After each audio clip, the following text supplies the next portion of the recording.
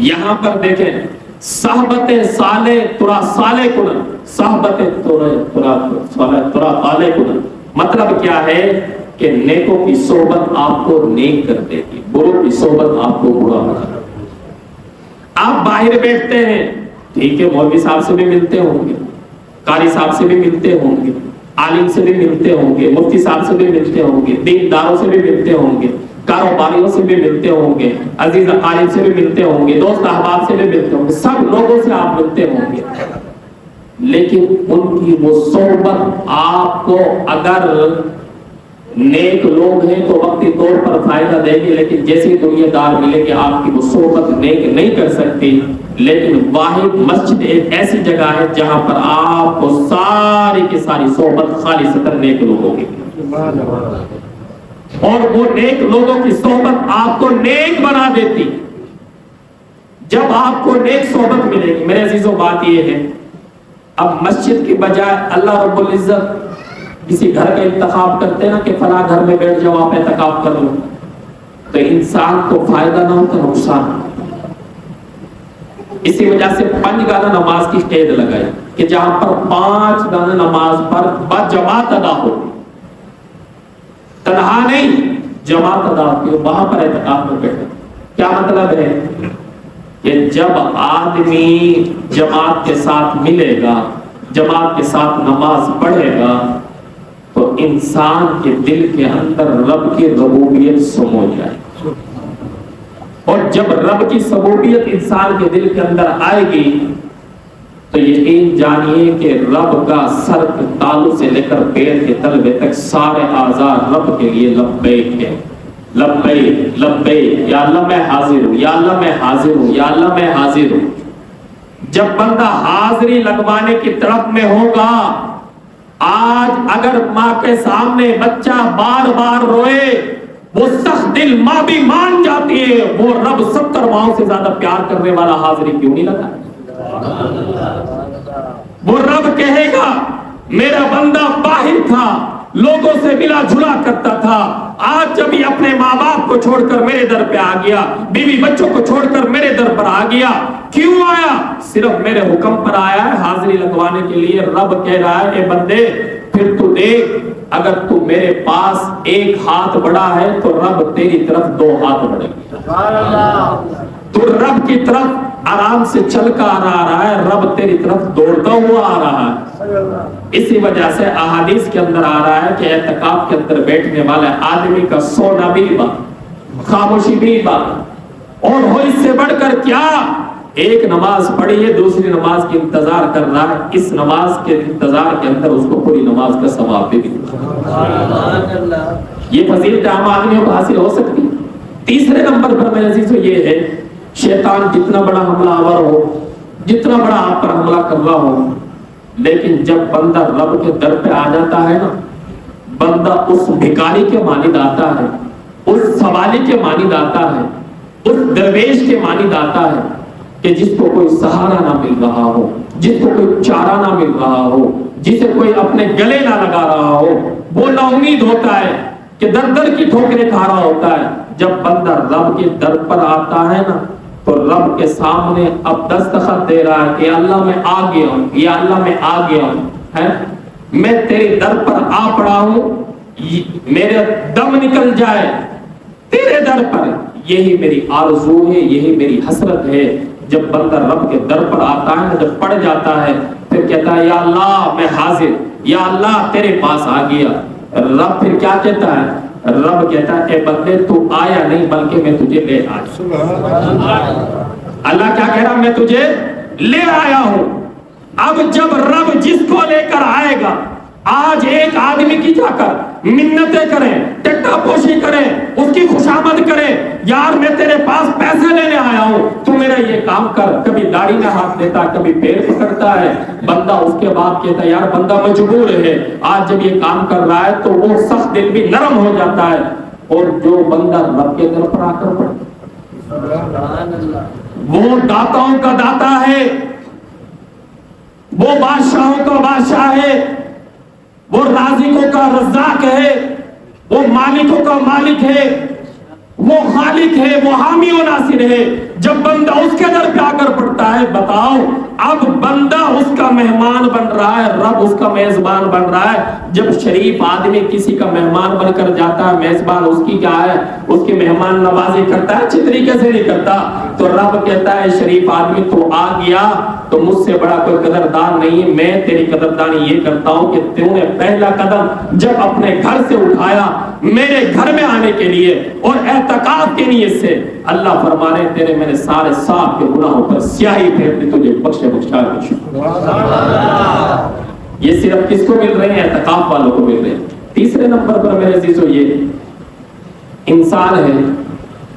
Glass ہے، میں مثال دے رہا ہوں، اس کے اندر انسان پانی بھرتا ہے کہ جب تک اس پانی کو استعمال نہ کرے وہ پانی اس کے اندر موجود رہتا ہے۔ انسان ہے، دنیا داری میں گھومتا رہتا ہے، اس کے اندر ہر عیب ہے، دنیا کے اندر جتنا عیب ہے ہر انسان کے اندر پایا جائے، غیبت کا عیب اس کے اندر، چغلخوری کا عیب اس کے اندر، اور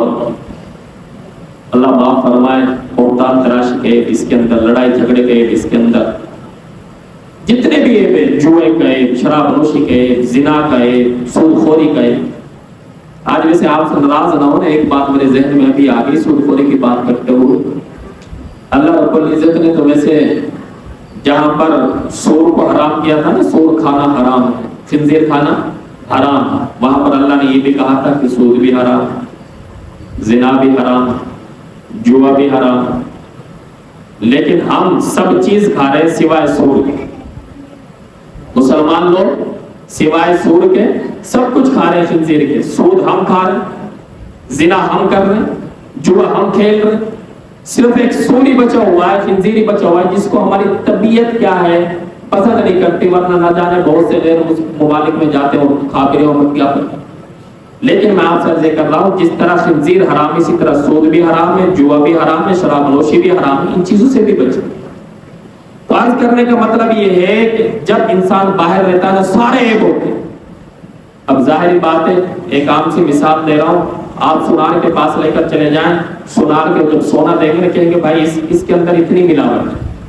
یہ سونا آپ کا پاک صاف نہیں، بھائی کیا کرنا پڑے گا، اس کو بھٹی میں ڈالا جائے گا، آگ میں ڈالا جائے گا، اس کی صفائی کی جائے گی۔ اسی طرح کوئی آپ کے پاس لوہے کی چیز ہے، وہ زنگ جاتی ہے، اس کو جب تک آپ صاف نہیں کریں گے رنگ اس کو پکڑ نہیں کرے گا۔ تو جب دنیا داری کا سارا گن انسان کے اندر ہوتا ہے، اللہ فرماتے ہیں اے بندے جب تو نے مجھ سے کسی وقت میں دعا کی تھی یا اللہ میں تیرا مہمان بننا چاہتا ہوں تو مجھے مہمانیت کے اندر قبول فرما، اللہ فرما رہے تیرے دل سے نکلی ہوئی دعا میں نے اس دن قبول کر لی تھی، اب جب تو میرے در پہ آیا ہے دنیا کے سارے میل کچیل باہر نکال دوں گا، تیرے دل کے اندر یہ میں ہوں یا تو ہے، یا تو مجھے دیکھ یا میں تجھے دیکھوں۔ اگر ایمان کا سب سے اعلیٰ درجہ یہ ہے کہ بندہ جب نماز پڑھ رہا ہو تو یہ ایمان کا درجہ ہو کہ بندہ رب کو دیکھ، بندہ رب کو دیکھ رہا ہے۔ اگر یہ درجہ نہیں ہے تو پھر کم از کم اتنا خیال تو ہونا چاہیے کہ رب ہمیں دیکھ۔ تو میرے عزیزو یہ فوائد اور حکمتیں تبھی ہمیں حاصل ہوں گی جب ہم کیا ہوں گے اعتکاف میں بیٹھے۔ اب میرے عزیزو اللہ رب العزت جس طرح اب شب برات ہے وہ بھی اللہ تعالیٰ نے تعین کر دی، اسی طرح یوم عاشوراء کی رات ہے، اسی طرح شب معراج کی رات ہے، وہ بھی اللہ تعالیٰ نے ہمارے لیے تعین کر دی کہ بے فلاں رات ہے، لیکن شب قدر کی تعین نہیں کی۔ اس کی وجہ کیا ہے؟ ہر بندہ کوشش میں تو ہے کہ میں پالوں، لیکن معتکف جو اعتکاف میں بیٹھے ان کا مقابلہ نہیں کر سکتے، ان کا مقابلہ نہیں کر سکتے۔ کیوں؟ معتکفین کے لیے اللہ خوشخبری سنا رہے ہیں کہ وہ ہر منٹ میں اللہ کے ہاں شب قدر کی جستجو میں وہ بیدار ہیں، بے چین ہیں، اور ہر منٹ میں جو بندہ بے چین ہوتا ہے وہ زیادہ قریب ہوتا ہے پانے کی، جو کبھی کبھار آیا وہ زیادہ قریب ہوتا ہے۔ باہر والے تو رات کو جاگیں گے، سو جائیں گے، کسی وقت میں سو جائیں گے، جو اعتکاف کے اندر بیٹھا ہے پوری رات جاگ رہا ہے، پوری رات جاگ رہا ہے۔ اب جس رات کے اندر وہ بندہ جاگ رہا ہے، جس رات کے اندر جو بندہ پہلے جاگ رہا تھا غیر معتکف وہ سو گیا ہو، جس کے اندر اعتکاف والا جاگ رہا اسے شب قدر اللہ نصیب کرے۔ تو شب قدر کا سنہری موقع اگر اسے حاصل کرنا چاہتے وہ اعتکاف، اس کے اندر بیٹھے اللہ سے مانگے اور روئے گڑ گڑائے۔ تیسرے نمبر پر میرے عزیزو بات یہ ہے، جب بندہ اعتکاف کے اندر آتا ہے نا، دنیاوی مشاغل سے اپنے آپ کو بے خبر رکھتا، دنیاوی باتیں نہیں کرتا، صرف اللہ اللہ کرتا ہے، ذکر و اذکار کرتا ہے، قرآن کی تلاوت کرتا ہے، نوافل پڑھتا ہے، صرف رب کے سامنے رب کی ربوبیت ہی بیان کرتا ہے، دنیا کو شامل نہیں کرتا۔ جب اعتکاف مکمل ہوتا ہے تو اللہ رب العزت حکم فرماتے ہیں، ارے دیوانوں تم دیکھ لو کہ یہ وہ میرے بندے تھے جو گناہ پر گناہ کرتے تھے، لیکن آج میرے ڈر کی وجہ سے یہاں پر آ گئے ہیں۔ اللہ رب العزت فرما رہے ہیں کہ میں نے اپنی عزت کی قسم کھائی ہے کہ ان کے سارے گناہوں کو معاف فرما دے اور ان کو بخشا میں شمار۔ یہ تھوڑی فضیلت ہے میرے، اسی وجہ سے میرے عزیزوں آج ہمیں نیکیوں کے اندر جذبات کم ہو گئے بنسبت گناہوں کے اندر ہماری رجحان زیادہ، ہم ہر وقت گناہ میں لگے رہتے ہیں۔ اب کوئی آدمی کہے یار میں تو گناہ کرتا ہی نہیں ہوں، میں تو نماز پڑھتا ہوں، میں تو قرآن کی تلاوت کرتا ہوں، ضروری تھوڑی ہے کہ بھئی تو قرآن کی تلاوت کر رہا ہے، زبان سے رب کی ربوبیت بیان کر رہا ہے کہ تو زبان سے گناہ کرے، ہاتھ سے گناہ کرے، تیری آنکھوں سے بھی تو گناہ ہو سکتا ہے، تیرے دل و دماغ سے بھی گناہ ہو سکتا ہے، تیرے ان پیر مبارک سے بھی گناہ ہو سکتا ہے۔ ارے ساری بات چھوڑ دے، دل کی بدگمانی سے بھی گناہ ہو سکتا ہے، جو کہ آئے روز ہم کرتے ہیں۔ یہ الوداعی جمعہ ہے،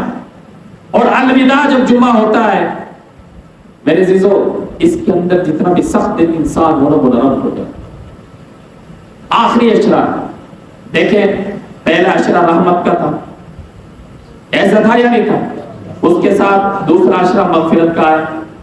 اللہ نے یہ نہیں کہا کہ بھئی میں نے رحمت کے ساتھ اب آپ کو مغفرت دے دی، میں نے رحمت ختم کر دی، نہیں، فرمایا رحمت کے ساتھ مغفرت کا تمہارا درجہ بڑھا دیا۔ اب تیسرا اشرا چل رہا ہے عتق من النار، جہنم سے آزادی کا۔ اب اللہ نے یہ نہیں کہا بھئی رحمت کا گزر گیا، مغفرت کا گزر گیا، صرف یہی ہے، نہیں، فرمایا کہ میری رحمت بھی باقی ہے، مغفرت بھی باقی ہے، ساتھ میں تمہیں جہنم سے آزادی کا پروانہ بھی مل رہا ہے۔ لیکن یہ پروانہ حاصل کون کریں گے؟ یہ وہی کریں گے جو رب سے ڈریں گے، جو رب سے کیا کریں گے؟ ڈریں گے۔ اب یہ جو جمعہ آج آپ پڑھ رہے ہیں، اب اگلی سال ماہ رمضان آئے گا تو آپ اس کے ثواب کو پا سکتے ہیں، ورنہ پورا سال اس کے ثواب کو نہیں پا سکتے۔ کیوں؟ جس طرح میں نے آپ سے عرض کیا نا، امام الانبیاء آدم علیہ السلام سے لے کر جناب محمد رسول اللہ صلی اللہ علیہ وسلم تک اللہ نے نبیوں کا سلسلہ چلایا۔ 1,24,000 کا مپیش انبیاء آئے، ان نبیوں میں سے 313 کو خاص کیا،